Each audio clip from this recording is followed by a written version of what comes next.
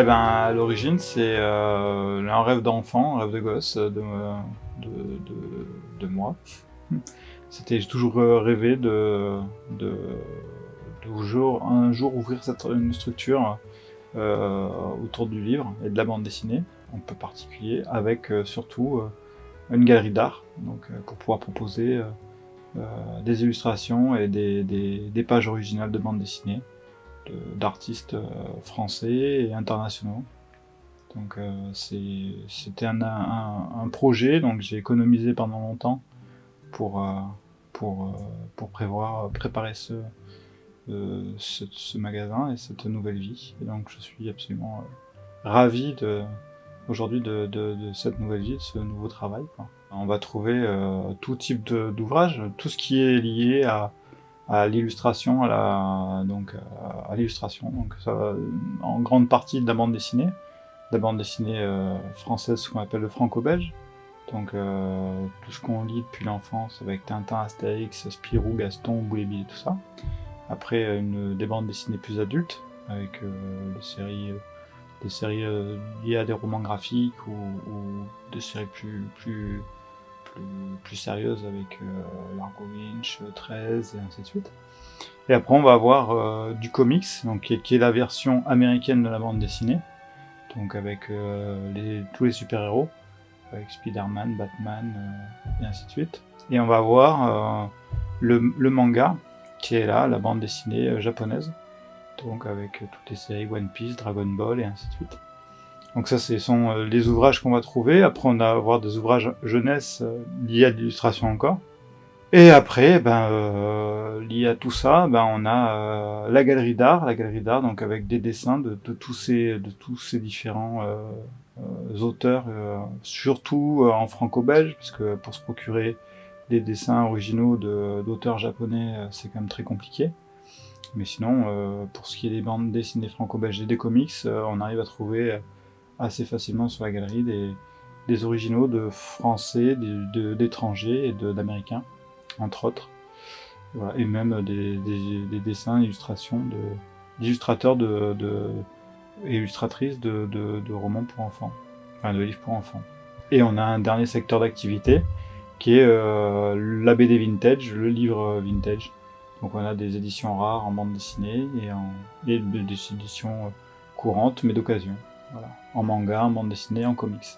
Actuellement, mon rôle, c'est je suis employée, donc libraire, employée à la galerie librairie Nicolas Sanchez. Donc je m'occupe de tout ce qui est au niveau logistique, manutention, réception des commandes, des colis, des livraisons et le conseil clientèle, aussi tout ce qui est l'encaissement et la vente. On va dire, je suis la première employée de Monsieur Sanchez du coup, parce qu'on a pour projet pour plus tard de recruter d'autres personnes au sein de l'entreprise.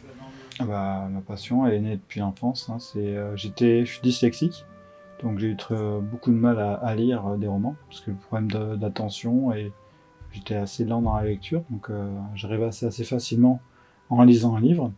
Alors du coup, j'ai pris plus de plaisir à lire des bandes dessinées parce que le dessin faisait que j'étais plus captif à l'histoire que, que si c'était un roman.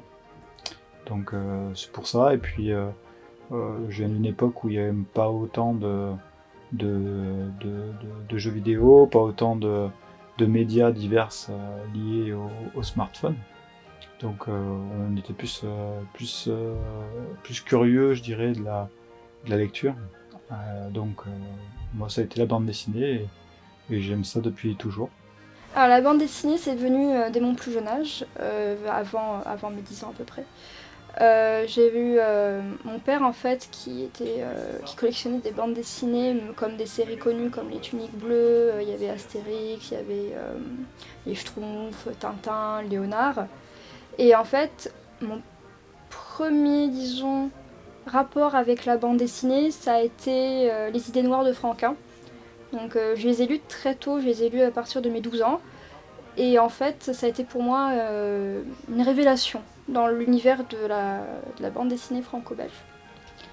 Et après, petit à petit, en fait, j'ai aussi développé une passion pour l'univers japonais, donc pour la culture japonaise. Et j'ai commencé à partir de mes 14 ans à me passionner pour les mangas, donc la bande dessinée japonaise. Et après, par la suite, donc cette passion est devenue un métier. Donc j'ai fait des études j'ai fait une fac d'art plastique à Aix-en-Provence, donc une licence d'art plastique, qui était principalement faite sur l'art moderne et contemporain, donc aucun rapport avec la bande dessinée. Et en fait, après la licence, j'ai décidé de passer à travers le support BD à pouvoir créer mes propres histoires avec le support de la bande dessinée en faisant un master bande dessinée à Angoulême à l'école européenne supérieure de l'image. Voilà, donc mon parcours, donc là je suis à un bac plus 5 et je suis libraire. Voilà. Le dessin, en fait, ce qui me fascine dans le dessin, c'est le dessin n'a pas de limite. Ce qui me fascine dans le dessin, c'est les diverses façons graphiques d'exprimer ce qu'on a en soi, ce que l'artiste a en lui. Et ce qui est d'autant plus génial, c'est que par rapport à, pareil, pour revenir à l'évolution des médias, c'est que voilà, dans les années 80-90, en matière de science-fiction, c'était assez limité dans la filmographie, et ainsi de suite. Alors que là, en bande dessinée, il n'y a pas de limite. La seule limite, c'est le niveau de création d'un auteur de bande dessinée. C'est le niveau d'imagination qu'il peut avoir. Il peut présenter une bataille navale avec des centaines d'avions, enfin de vaisseaux spatiaux en train de se tirer dessus. Voilà, il n'y a pas de limite. À partir du moment où il a la création et la possibilité de voir l'image, et il la représente, et ça, c'est absolument génial. Alors bon, maintenant, c'est moins spectaculaire, parce que maintenant, avec l'avancée du numérique et de l'informatique, on arrive plus facilement à faire des effets spéciaux assez stupéfiants. Mais voilà, moi au départ, c'est ça que je trouvais génial. Et que de toute façon, même dans le numérique aujourd'hui, ça reste une base graphique. C'est quand même des dessinateurs derrière qui vous font une superposition d'images pour arriver à vous faire des effets spéciaux. Donc on revient quand même à ce que je dis, c'est-à-dire que c'est lié à la création d'un artiste ou de plusieurs artistes. Et c'est leur imagination qui fait que c'est ça qui est époustouflant, quoi. Alors actuellement, en fait, je suis artiste indépendante, donc je fais principalement de la peinture, donc je fais de l'acrylique, et je fais aussi de l'auto-édition, mais là c'est plus du fanzina. Donc pour celles et ceux qui ne connaissent pas, le fanzina c'est l'univers du fanzine, où en fait on crée de A à Z une bande dessinée ou une revue par exemple. Et on va faire le maquettage, on va faire la reliure, on va faire l'impression, on va faire tout ce qui est mise en page, etc. pour obtenir un produit fini. Voilà, donc Fanzina, c'est le do it yourself, en fait, comme on appelle le DIY, et du coup on fait souvent ça soit tout seul, soit en collectif, la majoritairement en collectif, et ça permet aussi d'avoir un recul aussi sur ce qui est imprimé et ce qui est fait. Parce qu'en fait, il y a une différence entre l'impression et ce qu'on réalise aussi à la main, parce qu'on n'a pas vraiment le même recul sur tout ça. Bon, à mon niveau, j'aime le dessin, mais je dessinais un petit peu, mais j'ai pas de talent particulier au dessin. Mais c'est vrai que c'est relaxant de dessiner et, à son niveau, juste pour se vider la tête des fois. Mais j'ai pas de talent particulier à dessiner. C'est pas parce que on aime le football, par exemple, qu'on est bon footballeur. Bah, c'est un peu pareil. C'est pas parce que j'aime le dessin que je suis bon dessinateur. Bah, c'est un peu pareil. Et du coup, ça c'est dispo sur Instagram, sur les réseaux, c'est... Alors en fait, je n'ai pas encore fini mon book artistique, mais je suis sur Instagram, donc c'est @pti-8 zozio, Z-O-Z-I-O. Donc là, j'ai pas encore posté vraiment de bande dessinée, j'ai plus posté des illustrations que je fais sur les oiseaux parce que je suis passionnée d'ornithologie avec la bande dessinée, du coup j'ai combiné les deux. Et du coup, je me représente en petit oiseau tout simple, c'est un peu mon avatar en fait pour les dessins. Et du coup, est-ce que vous faites des salons, genre des salons de BD, tout ça? On déplace souvent la galerie sur divers salons en France, des festivals. Donc j'ai fait le festival d'Évreux il y a 15 jours. Là, on va faire le festival de Carré-le-Rouet à la fin de la semaine prochaine. Je vais au festival de Château-Gontier en fin septembre. Je vais au festival de Buc en région parisienne en octobre, et je vais au festival d'Ilzac en novembre, donc à côté de Mulhouse. Donc voilà, on déplace la galerie pour présenter à un maximum de public des œuvres de bande dessinée, et ça plaît énormément. Donc ta deuxième passion, c'est tout ce qui est oiseaux, c'est ça? C'est ça, oui, je suis passionnée. En fait, les gens qui étudient les oiseaux, on va dire, de façon scientifique, sont les ornithologues.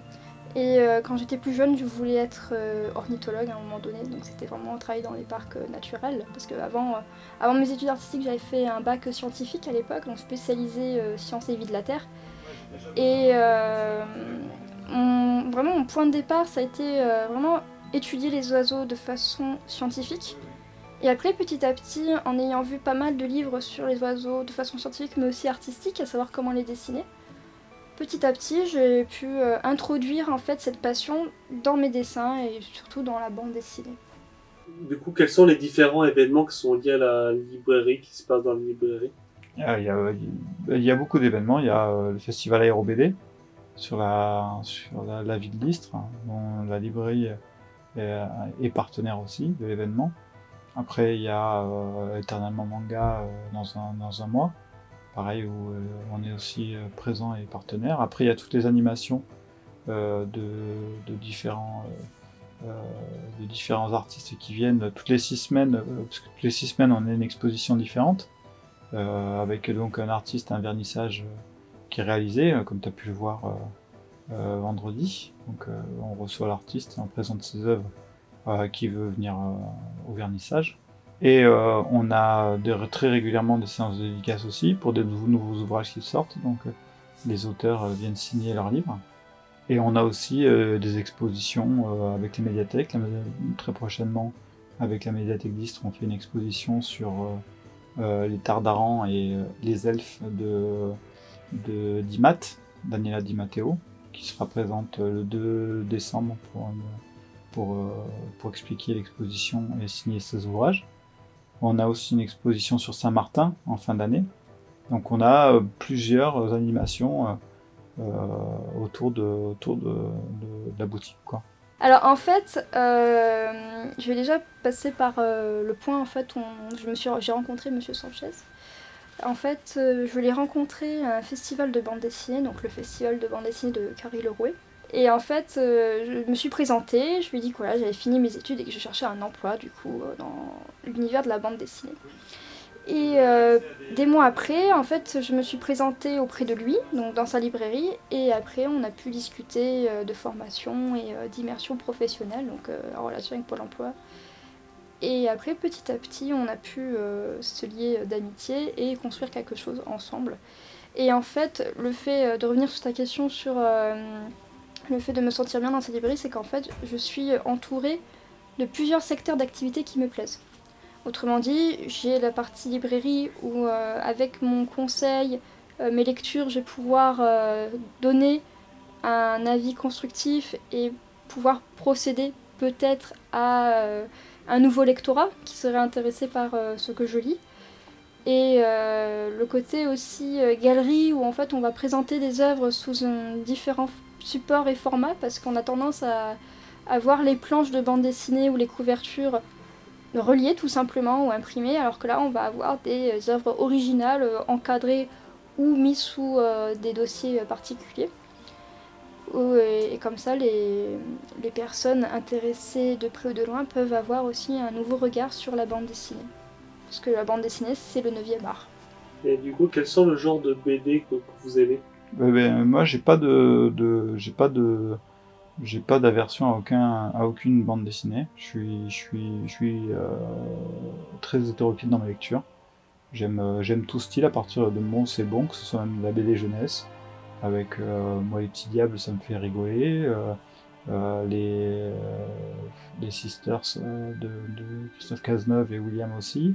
Et après, je peux avoir des sujets très sérieux.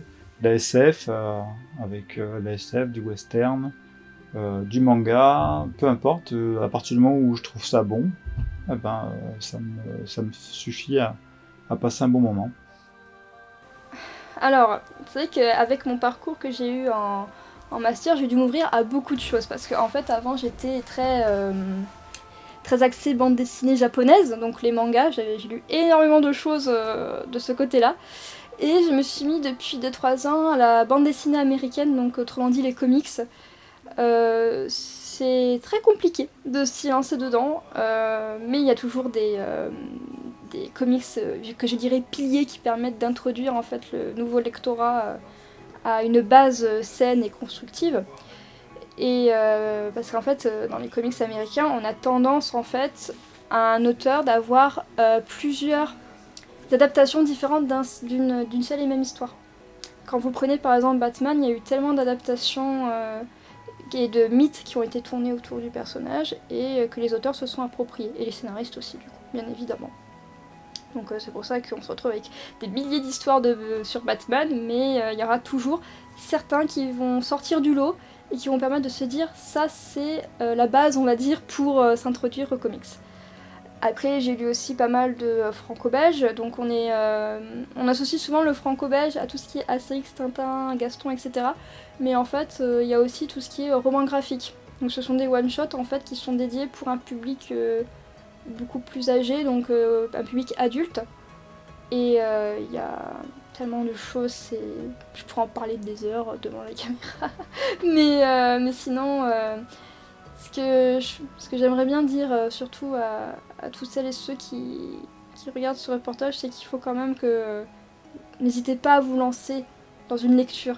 Si la couverture vous plaît, si le scénario vous plaît, enfin, si le style graphique peut vous faire peur ou qu'il y a quelque chose qui vous plaît, n'hésitez pas. Retournez à la 4ème de couverture, lisez et juste feuilletez. Enfin, c'est important, surtout pour votre culture et pour tout, quoi. Donc, il faut pas hésiter à être curieux, voilà, exactement.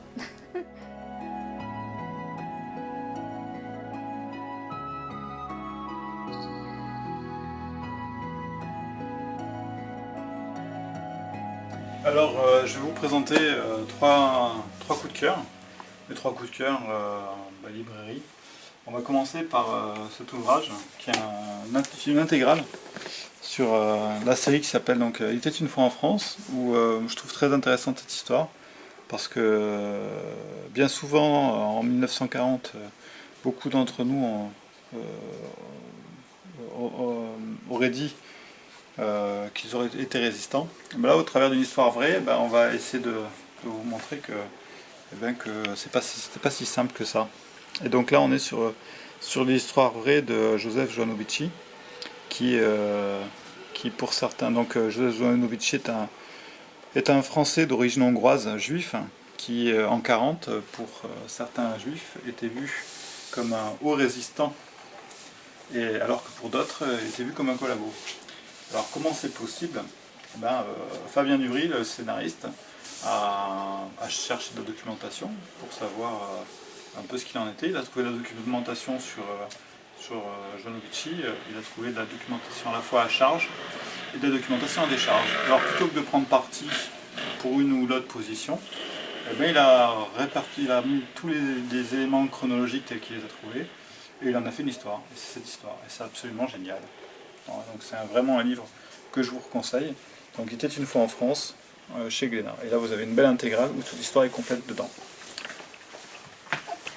Donc là, je vais te montrer un manga que tu as pu expérimenter via mes conseils.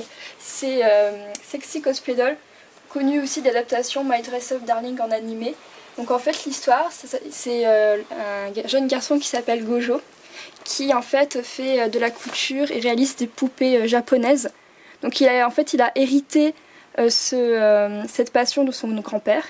Et en fait, il va rencontrer Marine, qui est en fait une jeune fille de son lycée.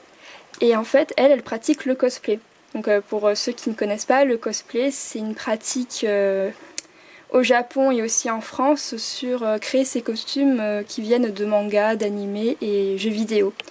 Et en fait, elle va savoir que Gojo aime cette passion et elle va se lier d'amitié sur le fait de créer ses poupées. Elle a dit pourquoi pas essayer en taille réelle en fait, sur une personne. Et ça va être plus tard une jolie histoire d'amour en fait entre ces deux personnages. Et on va aussi avoir plein de conseils sur le cosplay, sur comment faire ses tenues, etc. Il y a des conseils couture. Et c'est vraiment bien, autant pour un garçon que pour une fille, donc vraiment c'est super. Et pour l'instant on est à 10 volumes sortis en France.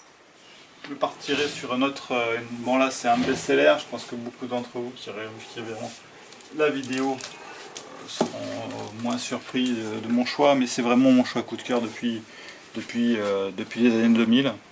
C'est donc Black Sad, la série Black Sad, qui est là pour le coup un illustrateur absolument fabuleux, qui est Juanjo Guarnido, qui est donc le dessinateur de cette série. Donc là, ce qui est surtout au travers de l'histoire est très sympa, c'est qu'on a un détective privé, John Blacksad, qui est assez qui résolve à chaque album une enquête. Mais ce qui est surtout absolument saisissant, c'est la patte graphique de Guarnido, quoi. Et donc c'est vraiment un plaisir de lecture que je vous conseille. Donc aujourd'hui il y a 6 tomes, le 7e tome sort à la fin de l'année. Donc n'hésitez pas à venir à la librairie pour découvrir cette série. Ensuite je vais te montrer mon coup de cœur comics depuis quelques temps. Donc en fait ça fait partie de la série Les Mythes de l'Ossuaire. Donc le titre c'est Des milliers de pluies noires. Et en fait l'histoire c'est deux meilleurs amis, Trish et Jackie, qui en fait ont comme passion le jeu de rôle. Donc elles vont créer des histoires avec des personnages qu'elles ont imaginés. Et en fait il va y avoir à un moment donné un personnage, donc Mystère et Boule de Gomme, qui en fait va confronter réalité et imagination des jeux de rôle. Et en fait ça va créer une situation paranormale mélangeant horreur et imagination. Et en fait, on a quand même un style comics des années 2000 à aujourd'hui, traitant aussi l'amitié de façon brutale, mais en même temps réelle, dans le sens, est-ce que cette amitié va être rompue par cet événement, ou alors est-ce qu'elles vont s'en sortir, et va-t-il avoir une fin assez bien conséquente au niveau de ce personnage qui apparaît, en fait, tout simplement, parce qu'il y a des meurtres, il y a quand même des choses qui sont produites. Et voilà. Et j'avais beaucoup aimé aussi le fait d'avoir aussi un style qui m'a fait beaucoup penser à Charlie Adler, qui est le créateur de Walking Dead, du coup. Dans le sens où on a des noirs et blancs qui sont assez bien contrastés, avec une couleur féonumérique qui est assez percutante. Alors le 3e ouvrage que je vous conseillerais, c'est un roman graphique. Donc encore un coup de cœur, c'est Le Singe Hartlepool. Donc c'est Lupano le scénariste. Donc le Singe Hartlepool, c'est une petite ville portuaire qui existe en Écosse, elle existe vraiment. Et on appelle les habitants d'Hartlepool les pendeurs de singes. Alors quand Lupano a eu vent de cette légende, il a fantasmé un peu une histoire et il s'est documenté parce que c'est comment un jour on a pu appeler des êtres humains des pendeurs de singes.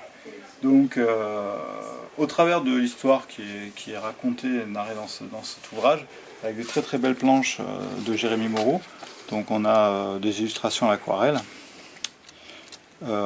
C'est surtout un plaidoyer contre le racisme, je trouve, ce livre. C'est-à-dire que, sans spoiler l'histoire, à la fin de l'histoire, un singe va être pendu. Mais comment arrive-t-on à pendre un singe? Alors, c'est tous les éléments qui mènent à ça. En fait, c'est toujours la même chose, c'est l'ignorance, la peur de l'autre, l'effet de groupe, et ainsi de suite. Donc, pour faire simple, c'est que vous pouvez remplacer le singe par ce que vous voulez, vous arriverez au même résultat. Donc, je vous conseille fortement de lire ce livre, c'est très très intéressant. C'est un one-shot, donc profitez-en.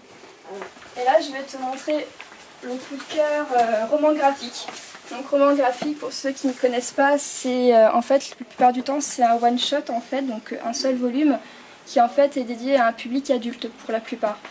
Et on a beaucoup de thèmes qui sont abordés comme l'actualité ou l'imaginaire, et on a des histoires qui sont complètes, qui sont plus ou moins épaisses selon les volumes, Mais là, je vais te proposer du coup une série qui est sortie très récemment, donc il n'y a même pas 2 semaines, qui s'appelle La Marche Brume.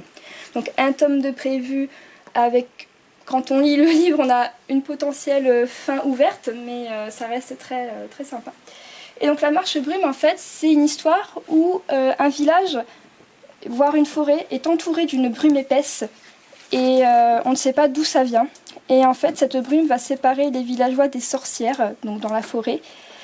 Et ces sorcières vont accueillir une petite fille, une petite ogresse qui s'appelle Tempérance, et qui en fait a envie de savoir d'où vient cette brume. Et en fait, plus les années passent et plus la brume devient épaisse. Et elles vont percer le mystère de savoir pourquoi la brume s'est épaissie et essayer de l'enlever tout simplement. Et en fait, dans cette histoire, on a aussi des thèmes actuels qui sont abordés comme l'homosexualité, parce que les sorcières ont, dans les mythes, un rôle de sabbat, c'est-à-dire qu'elles font partie de quelque chose magique avec et démoniaque, et elles vont briser tous les tabous, alors que dans cette histoire, on a ça qui est abordé, mais de façon légère, et aussi qui permet d'avoir un regard assez porté sur ces thèmes. Et au niveau du style graphique, on est vraiment sur quelque chose entre le comics et le franco-belge au niveau de la composition. Et ça fait aussi penser à des styles un peu plus manga aussi au niveau de la jeunesse. Ça m'a fait beaucoup penser à ça, malgré les thèmes très matures abordés. Et on a une belle histoire qui mélange aussi BD et aussi un peu roman illustré, comme tu peux voir ici, avec des passages de livres de sorcières. Et voilà, ce qui était le plus plaisant en fait dans cette histoire, c'est surtout le style graphique que j'ai beaucoup aimé. Est-ce que tu lis un maximum de BD pour conseiller les gens? Ça, c'est indispensable. C'est indispensable, il faut lire un maximum de choses, parce que il faut que chaque personne qui va rentrer dans la boutique va vous poser une question différente liée à une envie de lecture.